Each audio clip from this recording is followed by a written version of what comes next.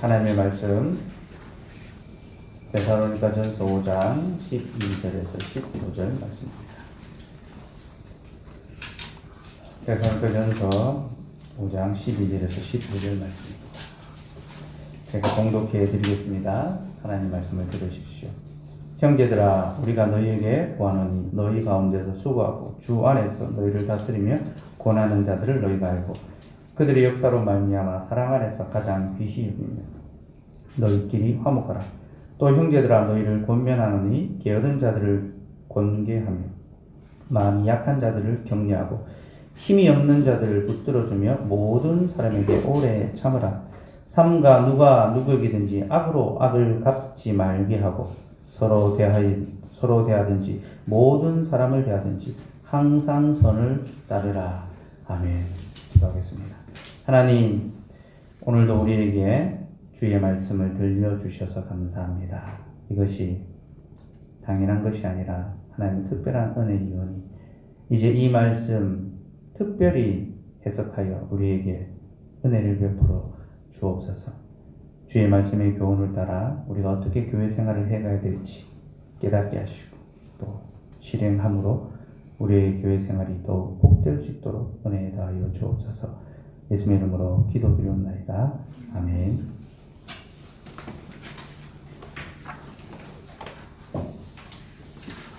오늘은 슬기로운 교회 생활에 대해 설교하려고 합니다. 바울 사도는 데살로니가전서 5장에서 그리스도 안에 있는 삶에 대하여 설명하는데 그 중심 내용이 교회 생활과 공예배에 관한 것입니다. 이는 곧 그리스도 안에서의 삶의 중심이 교회 생활과 예배 생활이라는 것인데요. 그 이유는 그리스도 안에 있다는 말이 곧 교회 안에 있다라는 말과 같은 뜻이기 때문입니다. 여러분, 우리가 흔히 그리스도 안에 있다, 그리스도 안에서 평안하길 바란다 이런 말들을 쓰죠. 그리고 성경에서 이런 표현들을 보게 됩니다. 근데 그리스도 안에 있다는 말이 무엇을 뜻할까요? 그냥 어떤 심리적으로, 정서적으로 하나님과 연합되고 주님과 연합해서 마음의 평안함을 누리는 그런 상태를 가리킬까요? 그럼 그렇지 않습니다. 성경에서 그리스도 안에 있다라고 할 때 이는 곧 주님의 교회 안에 있다라는 실제적인 이 개념을 우리에게 알려줍니다. 제가 지난주에 누구든지 그리스도 예수 안에 있으면 새로운 피조물이다라는 말씀에 대하여 설명을 드렸는데요. 칼빈 선생은 이 구절을 해석하면서 바로 이 말씀이 교회에 관한 말씀이다라고 그렇게 설명했습니다. 그래서 이런 주의를 덧붙였어요. 만일 어떤 사람이 그리스도 안에, 즉 그리스도의 교회에 있기를 원한다면 새로운 피조물이 되게 하라. 어떤 사람이 그리스도의 교회 안에 있기를 원한다면 그는 새로운 피조세계 안에 들어왔다. 새로운 피조물이 되었다. 그렇게 설명을 합니다. 여러분, 그리스도 안에 있다는 것이 왜 교회 안에 있다라는 말이 됩니까? 이는 교회가 그리스도의 몸이기 때문이죠. 교회는 그의 몸이니 여러분, 교회는 그리스도의 몸입니다. 주님의 육체는 하늘에 계시지만 주님은 이 땅에 자신의 영적인 몸을 허락해 주셨고 이로써 구원 얻은 백성들이 자기 안에서 믿음의 삶을 살아갈 수 있도록 은혜를 베풀어 주셨습니다. 곧 교회에 속함으로 우리는 그리스도 안에서의 삶을 살아가게 되는 거죠. 그런데 여러분, 우리가 그리스도 예수 안에서 살아간다는 것은 교회에 속하여 공적인 예배 생활을 하는 것이며 또 바르게 교회 생활을 잘 영위하는 것, 이것을 의미합니다. 이것이 그리스도 안에 있다라는 것에 아주 중요한 의미입니다. 물론 이것이 전부는 아닙니다. 그리스도 안에서의 삶은 교회 바깥에서도 작동이 됩니다. 왜냐하면 그리스도는 온 세상의 구주시기 때문이죠. 그러나 여러분, 성도의 삶은요, 교회와 예배를 중심으로 해서 점점점 더 큰 동심원을 그려가는 겁니다. 그러니까 그 중심에 교회가 있고 예배 생활이 있습니다. 그러니까 교회 생활과 예배 생활을 충실하게 잘할 때에 그의 삶이 점점 동심원을 그리면서 온 세상, 자기의 삶의 모든 영역으로 퍼져나가는 거죠. 그러니 우리는 우리의 일상적인 삶이 우리의 교회 생활과 깊이 연결되는 것을 알아야 합니다. 우리가 교회에서 바른 관계를 맺고 하나님 안에서 참된 예배를 드릴 때에 우리는 세상에서도 사람들과 바른 관계를 맺을 수 있고 또 화평과 평안을 누리며 살아갈 수 있게 됩니다. 그래서 슬기로운 교회 생활이라는 것은 단순히 교회 생활을 어떻게 해야 된다라는 것에 대한 교훈만이 아니라 우리의 일상의 삶이 어떠해야 되는지까지 가르쳐주는 바로 그런 교훈입니다. 저는 오늘 슬기로운 교회 생활을 위하여 세 가지를 제안 드리려고 합니다. 첫째는 직분자와 성도의 관계가 어떠해야 하는가에 대한 것이고, 둘째는 성도 간에는 어떤 관계를 맺어야 하는가며, 셋째는 이웃과는 우리가 어떻게 관계해야 되는가에 대한 내용입니다. 먼저 직분자와 성도의 관계부터 봅시다.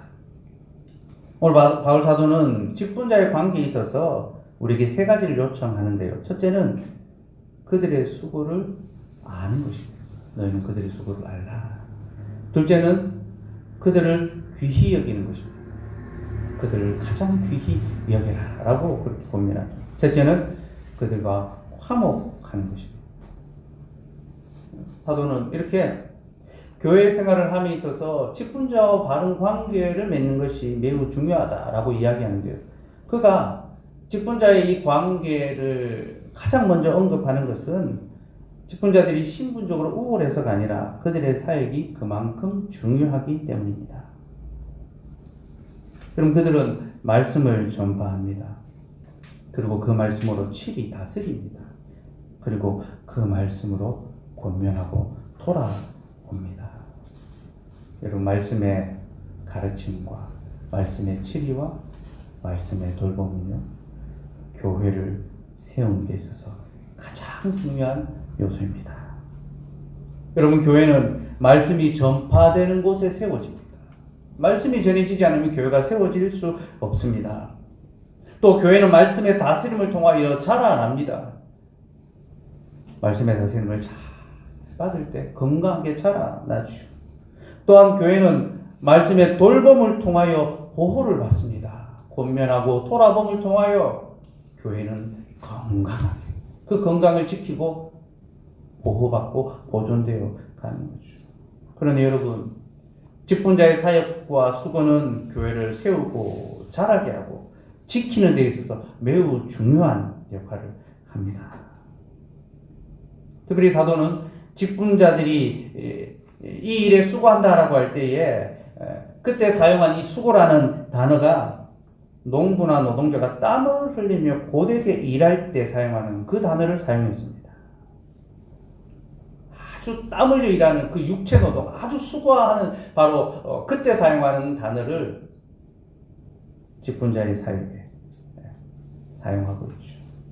그럼 이는 직분자, 곧 목사의 사역이 매우 힘든 것이며, 그럼에도 불구하고 목사는 그 일에 전심전력해야 한다라는 것을 우리에게 보여줍니다. 여러분, 말씀을 연구하고 준비하는 것 참 기쁜 일입니다. 복된 일이죠. 그러나 이것은 동시에 매우 지치고 고단한 일이기도 합니다. 저는 토요일이면 늘 교회에서 자는데요. 잠을 잘 못 자고 이제 말씀을 계속 준비하죠. 이미 준비가 다 되어도 또 준비하고 또 준비하고 그렇게 합니다. 그래서 요즘은 이제 옛날하고 조금 제가 체력이 좀 달라서 그런지 주일 이제 한 8시, 9시 되면 기력이 떨어지는, 당이 떨어진다고 합니까?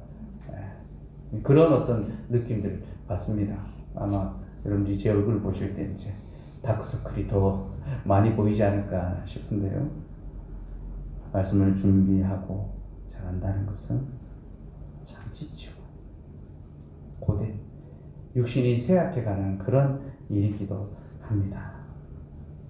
또 아픈 자를 신방하고 어려움에 처한 이들을 위로하는 일은 매우 귀한 일이지만 또 매우 어려운 일입니다. 힘든 일이죠. 연약한 자들을 격려하고 지도하는 것은 꼭 필요한 일이지만 쉽지 않은 그런 일이기도 합니다. 여러분, 사람을 돌아보고 섬긴다는 것은 결코 쉬운 일이 아닙니다. 저희 교회에 공무원들이 좀 있는데요. 공무원들이 제일 힘들어하는 일 중에 하나가 민원 업무라고 합니다. 민원. 사람들을 대상으로 상대하는 것. 그 업무가 제일 힘들다고 하더라고요. 그렇습니다, 여러분. 사람을 상대하고 응대하는 것 중에 쉬운 일이 어디 있겠습니까? 다 어렵죠. 그러니 여러분, 영적인 일을 담당하고 또 한 사람이 여러 사람을 돌아보는 그 일은 어떠하겠습니까? 이는 사람으로서는 감당할 수 없는 그런 일입니다. 누가 하나님의 말씀을 바르게 틀림없이 전할 수 있으며 누가 연약한 자의 마음을 다 헤아릴 수 있으며 누가 환난 당한 자들을 충분히 위로할 수 있단 말입니까? 이는 사람으로서는 불가하며 오직 하나님으로서만 가능한 일입니다. 그런데 여러분, 하나님께서는 이 일을 자신이 직접 하시지 않고 인간 직분자에게 맡기셨습니다. 저는 한 번씩 하나님이 직접 좀 일을 좀 해주시지. 직접 좀, 오늘 하나님의 말씀을 듣겠습니다 했는데 아무도 이렇게 안 나타나고 그냥 소리만, 음성만 들리는 거예요. 하나님이 아픈 자들을 직접 찾아가셔서 좀 위로하시고 어려움에 처한 자들을 돌아보시면 얼마나 더 좋겠나 그런 생각이 듭니다. 그러나 우리 하나님께서는 이 일을 자신이 직접 하시지 않고 인간 직분자를 세우셔서 그를 통하여 이 일을 하십니다. 그러므로 여러분, 이 일을 맡은 자는 비록 힘이 들고 버거워도 자신에게 주어진 이 책무를 능히 감당해야 하는 거죠. 그래서 여러분, 목회는 사람이 할 수 있는 일 중에 가장 영광스러운 일이지만 동시에 목회는 사람이 하는 일 중에 가장 힘든 일이기도 합니다. 저는 여러분 중에 목회를 좀 하는 분이 나오면 좋겠습니다. 이 힘든 거를, 이 영광스럽고 힘든 거를 저 혼자 해서 되겠습니까? 같이 좀 경험도 하고. 목회는 영광스럽지만 힘들죠. 제네바에서 목회를 했던 칼빈 선생님은 거기서 한번 쫓겨났던 일이 있습니다. 우리는 당신의 가르침을 받지 않겠습니다. 제네바 사람들이 쫓아냈죠. 그러다가 이제 3년 뒤에 다시 청빙을 합니다. 우리는 당신이 없으면 안 되겠습니다. 다시 청빙을 하는데 그 청빙을 받을 때 칼빈이 많이 고민합니다. 안 가려고 했습니다. 그러다가 어쩔 수 없이 너무나 강도하게 간청해서 다시 제네바로 돌아가면서 이런 말을 했다고 합니다. 제네바는 하늘 아래 나를 가장 두렵게 하는 곳이며 1000번을 죽을지언정 다시는 가기 싫은 곳이다. 하지만 하나님께서 가라고 하시니 나는 어쩔 수 없이 거기로 간다. 그리고 가서 자신이 죽을 때까지 자기를 돌아보지 아니하고 주의 교회를 섬기며 성도들을 살폈습니다. 때는 칼빈의 이런 모습을 대할 때마다 적잖은 위로를 받습니다.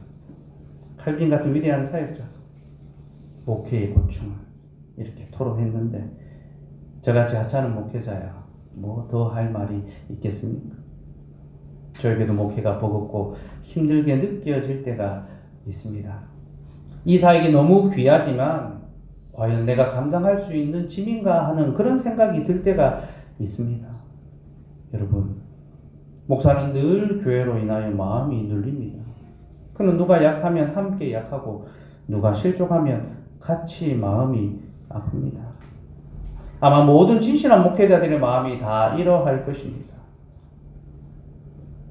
그들은 다 성도들과 함께 기뻐하고 또 아파합니다. 그들을 가르치고 돌보며 권면하는 일에 온 힘과 마음을 쏟습니다. 그래서 여러분, 오늘 사도가 성도들에게 너희는 그들의 수고를 알라라고 말하는 겁니다. 너희는 그들의 수고를 알라. 왜 수고를 알라라고 합니까? 성도들이 그들의 수고를 알아줄 때 사역자들은 힘과 위로를 얻기 때문입니다. 여러분, 목사는 사역의 짐이 무겁지만 성도들이 그 수고를 알아주면 힘이 납니다. 그래서 계속해서 그 짐을 감당하며 또 더 큰 헌신을 하게 됩니다. 여러분, 목사는 세상의 인정을 바라고 일하는 사람이 아닙니다. 목사는 승진을 기대하고 일하는 사람도 아닙니다. 부목사에서 담임 목사가 되며 담임 목사에서 더 큰 교회의 담임 목사가 되는 것이 목사의 바람이 아닙니다. 만약 이런 바람을 가진 목사가 있다면 그는 목자가 아니라 싹군일 따름입니다. 참된 목자는 오직 양을 위하여 일하며 양은 그런 목자의 수고를 압니다. 나는 양을 알고 양은 내 음성을 안다. 그렇죠.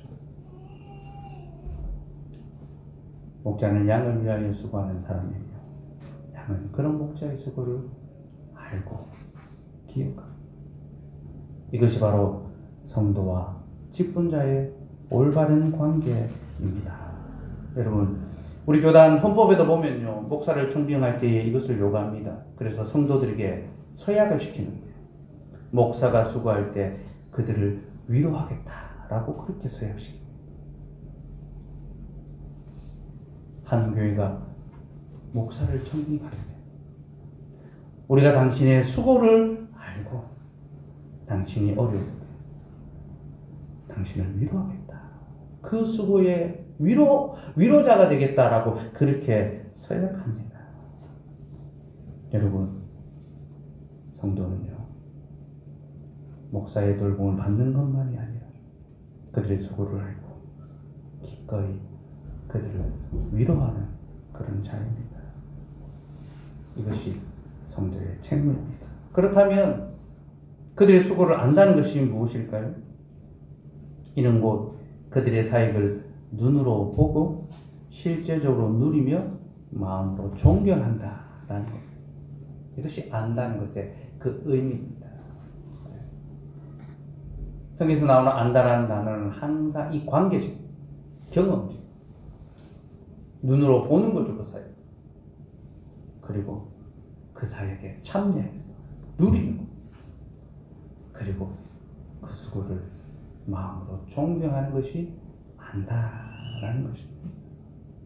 성도는 목사의 사역을 가까이서 보고 또 그와 교제함으로 그 유익을 함께 누리고 그를 마음으로 존경해야 합니다. 그렇다면 여러분, 직분자를 존경한다는 것은 또 무엇일까요? 이는 그들의 권위를 인정하고 그들의 치리에 순종하는 것을 가리킵니다. 교회의 머리 되신 주님은 자신의 교회를 다스리시되 자신의 직분자를 통하여 다스리십니다. 이는 주님이 정하신 질서며 우리는 그 질서에 순종해야 합니다. 그러니 직분자들의 다스림에 복종할 수 있는 그런 마음을 가져야 합니다. 물론 직분자들은 군림하듯이 다스리면 안 됩니다. 그들은 군림하는 자들이 아니라 섬기는 자들입니다. 직분자들은 주님과 같이 겸손하게 섬기며 봉사해야 합니다. 그러나 여러분, 그들이 겸손하다고 해서 그들에게 권위가 없는 것이 아닙니다. 하나님께서는 그들에게 합당한 권위를 주셨고 우리는 그 권위에 순복해야 합니다. 때로 그들이 성도들에 비해 아무 인간적인 매력이 없거나 하등에 뛰어난 어떤 우월한 것이 없을 수도 있습니다.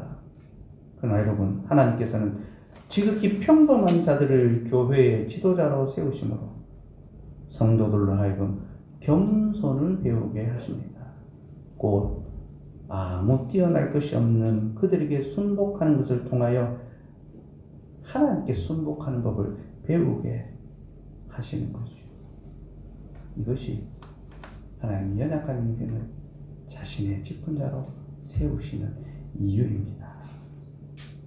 어쨌든 우리는 직분자들에게 다스림의 권위가 주어져 있으며 그 권위를 우리는 사랑 안에서 가장 귀하게 여겨야 합니다.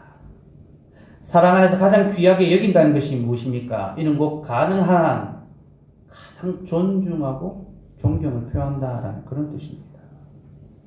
곧 내가 받아들이기 어려운 요구를 할 때에도 이것을 인정하고 받아들인다. 이것이 가장 귀하게 여긴다라는 그런 뜻입니다. 물론 이것은 매우 어려운 일입니다. 내가 받아들이기 어려운 것을 요청할 때에 어떻게 이것을 기꺼이 받아들일 수가 있겠습니까? 그래서 여러분, 사도는 우리에게 직분자와의 화목을 요청합니다. 비록 불편하고 긴장되는, 그래서 불화하는 그런 상황이 발생하더라도 사랑으로 존중하고 그들과 화목을 이루라는 것이죠.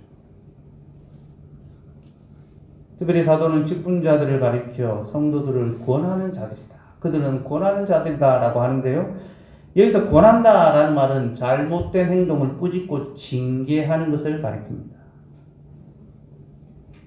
권징을 의미하죠. 여러분, 직분자에게 권위가 주어졌다는 것이 무엇입니까? 이는 곧 권징의 권한이 주어졌다는 것입니다.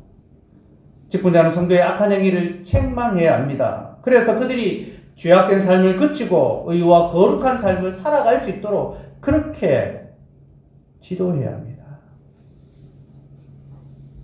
이 책망은 성도를 미워해서가 아니라 도리어 사랑하기 때문에 그렇게 하는 겁니다. 그러나 여러분, 책망을 좋아하는 사람은 아무도 없지요. 그래서 목사가 책망할 때에 성도와 목사 사이에는 긴장과 불화가 발생합니다. 틈이 딱 생기는 거죠. 사단이 그 틈을 파고듭니다. 섭섭한 마음이 들게 하고 오해의 마음이 들게 하고 원망과 분노와 멀어지는 마음이 들게 합니다. 그러나 바로 그때 우리는 사랑 안에서 직분자와 화목의 관계를 누려야 합니다. 유지해야 합니다. 사단이 그 틈을 파고들지 못하도록 화목이라는 것으로 직분자와 그 관계를, 그 공백을 메워내야 하는 것이죠. 여러분, 우리가 이렇게 직분자와 화목을 이루게 되면요, 우리는 하나님과도 화목을 얻게 됩니다. 여러분, 우리가 하나님과 화목을 얻는 것이 무엇입니까? 매일 기도원에 올라가서 말씀만 보고 기도만 하면 하나님과의 화목입니까? 그렇지 않습니다. 눈에 보이지 않는 하나님을 사랑하는 방법이 눈에 보이는 지체를 사랑하는 것처럼 눈에 보이지 않는 하나님과 화목하는 것은 곧 하나님의 일꾼인 직분자들과 화목하는 것입니다. 그러므로 여러분, 할 수 있거든 직분자와 화목을 이루십시오. 이것이 하나님과 화목을 이루어가는 복된 삶입니다. 둘째로 성도 간의 관계를 봅시다. 성도의 관계에 있어서 중요한 것은 연약한 자들에 대한 용납입니다. 14절에 나오는데요. 한번 읽어봅시다. 시작. 또 형제들아, 너희를 권면하노니 게으른 자들을 권계하며 마음이 약한 자들을 격려하고 힘이 없는 자들을 붙들어주며 모든 사람에게 오래 참으라. 사도는 교회 안에 있는 세 가지 부류의 연약한 자들을 소개합니다. 첫째는 게으른 자들이죠. 예전 성경에는 규모 없는 자들로 번역이 되었는데요. 원어적으로 이 말은 대열을 벗어난 자, 행군 중에 낙오한 자들을 가리킵니다. 여러분, 군생활 해보신 분들은 행군하다가 낙오한다는 게 어떤 의미인지 아실 겁니다. 행군하다가 낙오하면 죽습니다. 엄청난 이 위협과 어떤 고통이 주어지죠. 절대 위로 이런 거 없습니다. 제가 군대 들어가서 얼마 안 됐을 때 고참들이 첫 훈련에 행군하면서 저한테 신신당부했던 게 숨이 끊어지는 한이 있어도 낙오하지 마라. 끝까지 걸어야 된다. 네가 낙오하는 순간 이 수많은 군합발이 너를 짓밟을 거다. 세상에서는 힘들어하면 위로해주고 하니까 군대에서는 그런 게 없더라고요. 이탈한 자, 낙오한 자, 그게 게으른 자를 가리킵니다. 사도가 말하는 이 게으른 자가 누구일까요? 게으른 자들은 교회의 질서를 무시하고 제멋대로 행동하여 성도들을 괴롭게 하는 자들. 교회의 질서가 있는데 그 질서를 이탈하고 자기 마음대로 행동하는 것. 그래서 교회를 괴롭게 하는 자들. 또 말 그대로 자기의 삶을 규모 없이 게으르게 함으로써 자신의 생계를 책임지지 못함으로 교회에 부담을 주는 이들, 성도들에게 큰 부담의 짐을 지어주는 그런 자들이 게으른 자들입니다. 사도는 교회 안에 이런 자들이 있음을 지적하고 그들을 권계하라. 여기서 권계한다는 것은 앞서 직분자들의 사역에 나왔던 것처럼 책망하고 징계한다라는 그런 뜻입니다. 여러분, 성도들은 서로의 삶을 돌아보며 도와주어야 하지만 질서 없이 행하거나 게으른 자들이 자기의 삶을 바로잡을 수 있도록 또 함께 책망하며 권면해야 합니다. 이것이 참된 형제 사랑의 모습입니다. 두 번째는 마음이 약한 자들이 있습니다. 마음이 약하다는 것은 용기가 없고 두려움이 많다라는 그런 뜻인데 이는 구원에 대하여 확신이 없고 늘 불안해하는 그런 자들을 가리킵니다. 믿음이 약한 자들이죠. 사도는 그런 자들을 격려하라라고 하는데 여기서 격려한다는 것은 위로하고 안위함으로 평안을 얻게 한다라는 그런 뜻입니다. 참된 위로, 그래서 안위, 평안을 누릴 수 있게 해주는 거죠. 여러분, 교회 안에는요, 믿음의 굳건히 서서 구원의 확신 가운데 살아가는 자가 있지만 그렇지 못하여 늘 불안해하고 자신의 구원에 대하여 의심하며 또 자기의 영혼과 삶의 문제로 염려하며 불안하며 살아가는 세상 모든 죄를 자기가 막 짊어지고 가는 거죠. 기쁨의 짐이 교회 안에서 기뻐하지 못하고 예배를 드리면서도 늘 무언가에 눌린 것처럼 율법주의적으로 눌린 것처럼 그리고 삶에 대한 근심과 염려를 한가득 주님은 수고하고 무거운 짐진 자들아 다 내게로 라 내가 너희를 쉬게 하리라. 예배의 자리에서도 그 마음에 벽돌 몇 장을 얹어놓은 것 같은 무겁고 두려운 마음을 놓지 못하는 그런 자들이 있습니다. 그리고 바로 그런 자들을 향하여 성도들은 말씀으로 위로하고 확신을 주어야 합니다. 이것은 직분자의 할 일이지만 하나님께서는 성도들에게도 이것을 요청하시므로 모든 성도가 직분자가 되게 해주십니다. 위로의 직분자가 되게 하시는 거죠. 그리고 여러분, 우리가 연약한 자들, 마음이 약한 자들을 위로할 때 우리는요, 그리스도께서 우리 안에 역사하실 수 있는 기회를 드리는 겁니다. 그러니까 그리스도가 우리 속에서 역사하실 수 있는 그런 기회를 제공하는 것입니다. 왜냐하면 위로는 예수 그리스도만의 고유한 사역이기 때문입니다. 여러분, 우리는 누군가를 위로할 수 없는 그런 자들입니다. 성경이 우리에게 무엇을 가르쳐 줍니까? 인생 중에는 위로자가 없다는 거죠. 세상에는 학대자만 있을 뿐 위로자가 없습니다. 우리에게 있는 위로자는 단 한 분, 오직 예수 그리스도밖에 없습니다. 그는 모든 수고하고 무거운 짐진 자들에게 참된 힘과 위로를 주십니다. 그러니 여러분, 우리가 마음이 약한 자들을 위로한다는 것은 곧 우리 속에 역사하시는 그리스도의 능력이 발휘된다는 것입니다. 예수 그리스도가 우리 속에서 역사하심으로 말미암아 우리가 누군가에게 위로자들이 된다는 거죠. 그러니 여러분, 연약한 자들을 더욱 위로합시다. 그리고 이를 통하여 우리 가운데 그리스도께서 더욱 풍성히 나타나시도록 합시다. 세 번째는 힘이 없는 자들입니다. 사도는 힘이 없는 자들을 붙들어 주라라고 하는 거예요. 힘이 없다라는 것은 의지가 약하다라는 것을 가르칩니다. 곧 믿음대로 살기를 결심하지만 실행할 의지가 없어서 유혹에 쉽게 넘어지고 죄악된 삶의 고리를 끊어버리지 못하는 그런 자들이죠. 의지박약. 많은 경우 우리가 다 여기에 좀 해당되는 거죠. 작심삼일. 마음은 먹는데 실행을 못하는 거죠. 교회는 믿음의 힘이 약한 자들이 있습니다. 그리고 우리는 그런 자들을 굳게 붙들어 주며 오래 참아야 합니다. 여기서 붙잡다라는 것은 자신의 소유를 꽉 움켜잡고 놓지 않는 것, 그래서 단단하게 지키는 것을 가리킵니다. 그리고 오래 참는다라는 것은 분노하거나 원망하지 않고 견딘다라는 뜻입니다. 여러분, 교회 안에는 거룩한 삶을 살지 못하는 자들이 있습니다.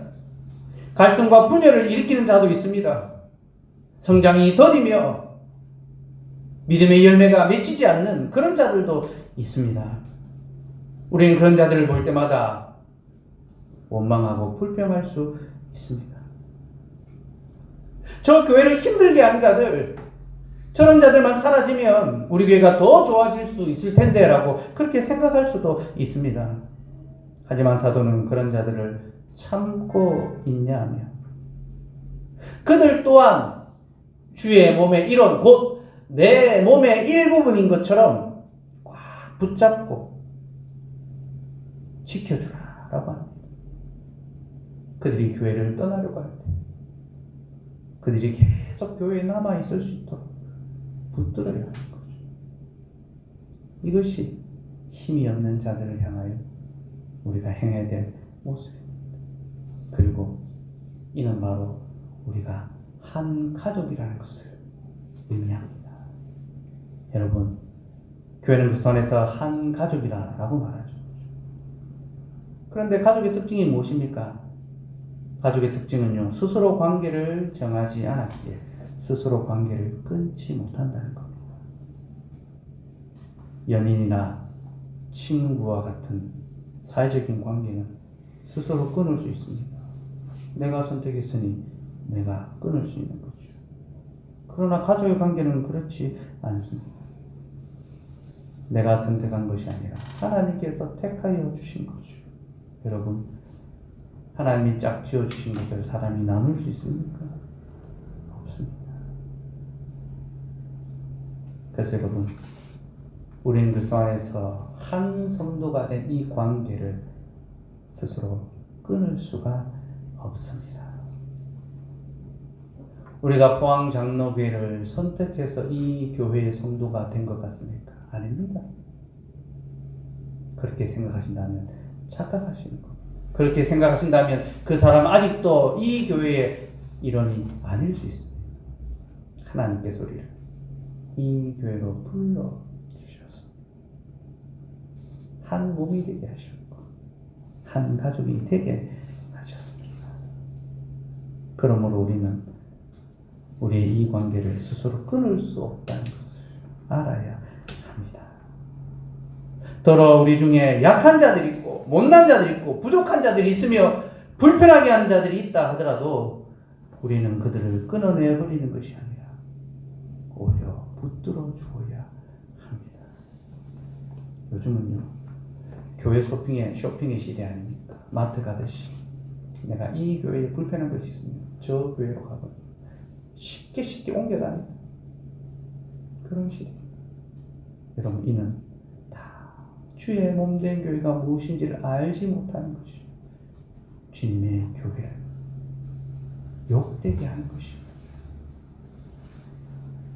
우리는 연약한 자들을 용납하는, 그들이 교회에 머물러 있을 수 있도록 꽉 붙들고 움켜쥐어야 합니다. 그들이 바로 우리라는 것을 고백하며 함께 묶여 있어야 하는 거죠. 그렇게 계속 그들이 교회에 머물러 있도록 붙들어 줄 때 마침내 그들의 삶이 거룩해져가고 그들이 믿음의 장성한 분량으로 자라가게 될 것입니다. 하나님이 일하시기 때문이죠. 연약한 자들을 붙들어 줘야 한다는 이 사실을 꼭 기억하시기 바랍니다. 끝으로 이웃을 향한 관계에 대해서 말씀드리겠는데 이것은 간단하게 원리만 설명하고 수요일에 더 말씀드리도록 하겠습니다. 15절에 보면 사도는 악으로 악을 갚지 말고 모든 사람에게 선으로 대하라 라고 말하는데요. 그러니까 이웃을 향하여 원수를 향하여 선을 행하라 라고 요청하는데 이는 구약의 성도들보다 더 뛰어난 사랑을 신약의 성도들에게 요구하는 것 같습니다. 여러분, 구약의 율법의 규례에 보면요, 눈은 눈으로 이는 이로 갚으라 라는 규례가 있습니다. 이는 내가 당한 만큼 그대로 돌려주라 라는 거죠. 이 규례의 의미는 복수를 허용하는 것이 아니라 과도한 복수를 금하는 것입니다.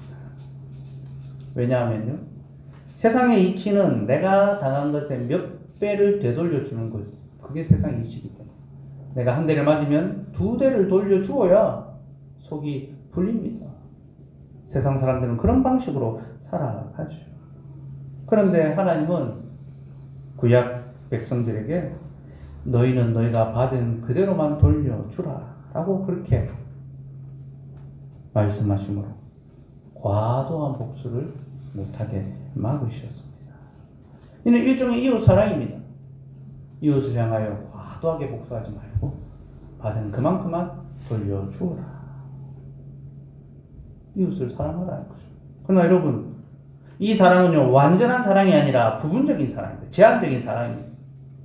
왜 하나님이 구약의 성도들에게는 이런 제한적인 사랑을 요청하셨을까요? 왜냐하면 그들은 아직 완전한 하나님의 사랑을 경험하지 못했기 때문에. 하나님의 완전한 사랑이 언제 이루어집니까? 바로 예수 그리스도를 통하여 우리에게 이루어지죠. 하나님께서 그리스도를 통하여 우리의 죄를 완전히 영원히 단번에 다 용서해 주셨습니다. 우리의 모든 허물을 다 덮어 주셨습니다. 그렇게 하나님께서 우리에게 완전한 사랑을 베풀어 주셨으니 이제 우리에게 무엇을 요구하십니까? 완전한 사랑을 행하라고 요청하시는 거죠.